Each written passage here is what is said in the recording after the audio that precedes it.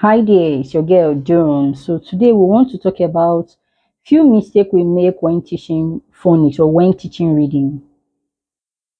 The first reason we have here is that we lack repetition.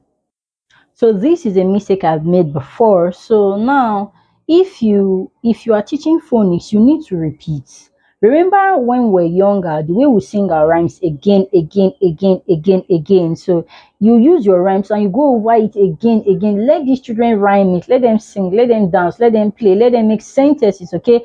If you are teaching using a phonics series of about 70 pages, if you've gotten to page 12, you go back. Sometimes you go revision. Okay, to page 1, page 2, up to page 12 to see how their progress rate is, and also to ask them questions. You can say, what sound is this? Make an example, make a sentence. Okay, give me a word, give me an animal. Okay, to go over it again for the children to gain mastery. Number two is a little mistake is that we are obsessed with it. We make it look too much for them. So you will notice when it's time, when you're making this mistake. Okay, I remember the goal is for you to read. I know the head of school, the school principal must have told you this child should be able to read within 6 months, within this session. You are always pushing for phonics, phonics, phonics, phonics, phonics, and the child will be bored, the child will be tired, like this teacher is obsessed. Or maybe if you are private tutor, every time phonics, phonics, phonics. Sometimes you can just take a break for a day and take science and take math and take any other thing. Okay, then remember the goal is phonics. Do not leave phonics totally. You can take a break and come back, so you will not be too obsessed with phonics, so the child will not get bored. Okay, another wrong reason we make is real life lack of real life application. Yes, lack of real life application. If you do not apply real life application, maybe you are teaching a sound like ooh, you need to relate to words like spoon, spoon. Let them draw spoon, pool, baboo. Okay, let them let them make example, make connect the words with real life object. They can draw, they can color, like things they know, things they can relate to. Like, oh mommy, I went to the pool before, I eat with a spoon. Oh baboon, they will color, they will draw. You can draw, show them a video, they can sing songs. But if you use words that is not really like an everyday word that children use, for example, you are teaching the word e and you do achieve. Achieve is an example of e, but, but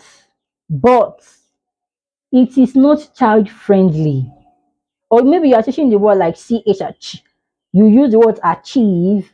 No, you can use word like much, such, bench.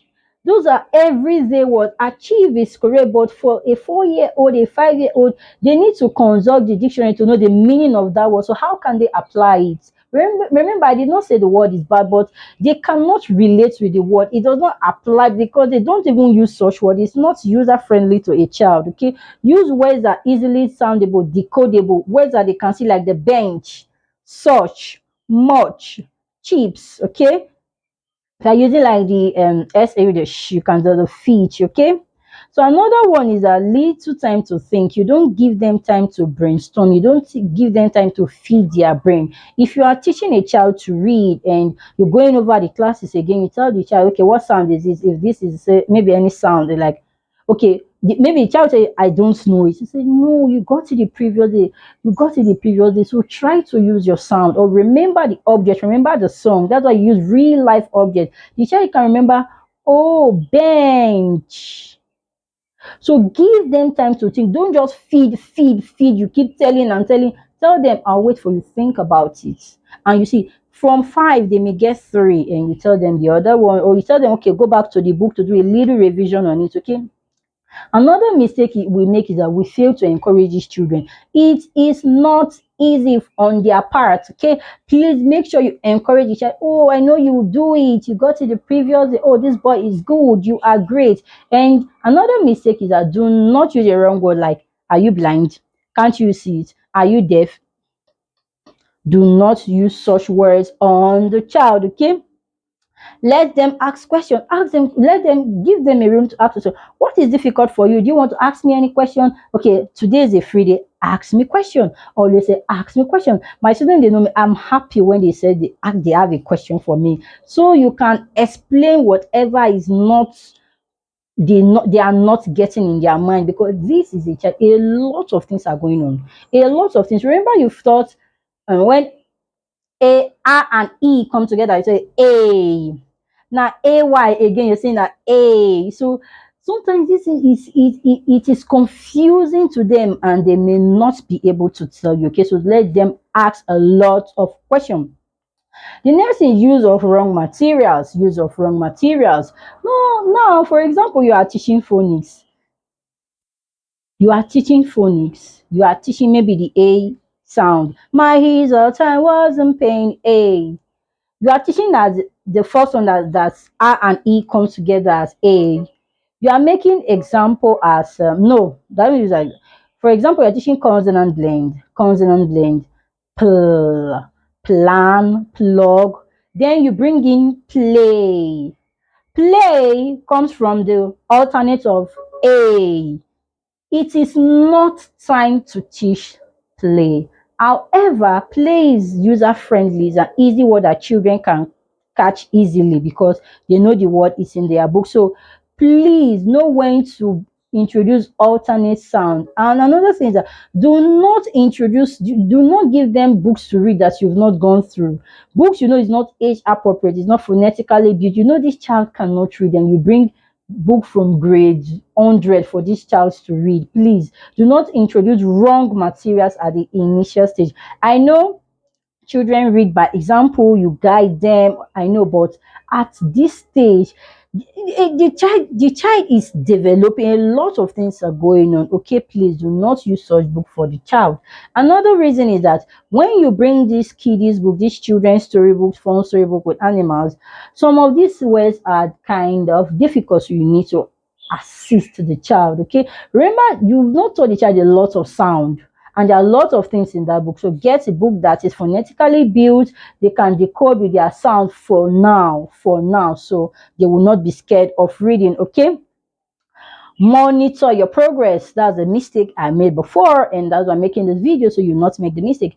If you're teaching reading, please monitor your progress. For example, you're using a series of, let's say, 5 topics. You've gotten to the third topic, so you need to go back and ask the child questions from the previous topic and say, okay, what is this? Make sentence with this. Give me example of this sound. Say, oh, go to float, sing the song, make sentences. So you tell the child to draw a toad. Okay, monitor the child's progress. Do not just teach like a train. No, this is a child. The child is bound to forget. So sometimes you take a step backward and say, okay, okay, go back to the page one. Tell the child may not read from page one to the end to your current topic every time. You can just go to page one, you can just pick 1 or 2 sentences, go to page two, go to page three, go to just like that, just like that, just like that, just like that, just to encourage, to make the child always read, to make the child remember. So remember, the day you stop reading, you start forgetting. So you taught that topic some 100 years ago, the child must have forgotten it some 100 years ago. So another mistake is that you do not encourage the child enough to decode, to use their sound. The child can say, maybe write something like at, rat. The child, I don't know it. You say, you know it. Use your sound. What sound is this? What sound is this? What sound is this? Okay. Another mistake I have made is that when you teach CVC, and when you teach CVC, when the child has finally gotten the CVC, the child will want to remain there. Let the child go to the next level. Maybe the child is reading like the math can set. Just an example, the math can say the math. No, let the child read the math can. They say the math can. That is a mistake because when the child decode and the child reads, it makes it easier for the child. But when the child is doing CVC, the initial stage of CVC, the child actually sound then blend like math. That's when the child, like the way I do it. Remember, this phonics is diverse. Whichever method you provided the child is reading, I don't have problem with you. When I math, so I'll give all the three letters. When you're reading sentences, you don't read like that. You read sentences in full. The mat. They can be slow, better. Mat.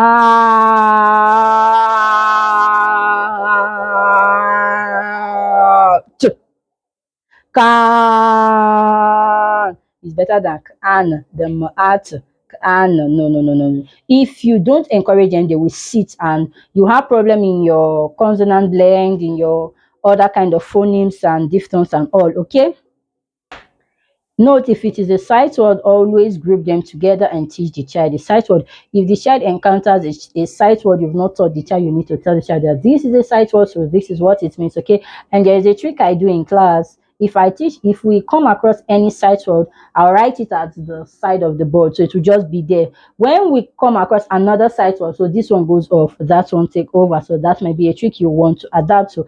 Another mistake I made is lack of educational again. So if your child is struggling with reading, your child has passed the age of reading and child cannot read, so you can introduce Scrabble on their TV educational games, their phone educational. There are so many funny, there are so many you can subscribe to. Okay. And another reason is that introduce all the subjects. I know the goal is phonics, I know the goal is reading, but it can be boring. Yeah, it can be boring. So at interval, introduce all the subjects. Okay, give reward. When you make a promise, please fulfill your promise. There was a time I bought a ball for a child and that child flew. It's reading. The child gave me what I wanted, just a ball of less than $half or something cent or whatever it is. And the child was happy. Okay. Sometimes you can tell the parents, oh, this boy is doing well, this girl is doing well. If you're a private tutor, if you're a school, please reward the child, because as a parent, as a private tutor, you are limited to what you can do for the child. You can tell the parent, I've done that before. I told the boy and I taught a boy for some time and I told the mom that this boy is doing so well, please reward him with whatever you can provide. And that was what the mom did. So if you are a teacher, you are a school head of school, if the children are doing, always encourage them. It is not easy. Okay. And the last but not the least, I pray for all my students. Yep. I pray for all my students. Yep. I pray for all my students. Okay. So thank you. If there's another mistake, remember the list is not going to end. And remember, phonics is diverse. If there's any method you're using and it's working for you, good. Your method may not be the same with my method. Your method must not be the same with my method. Okay. Thank you.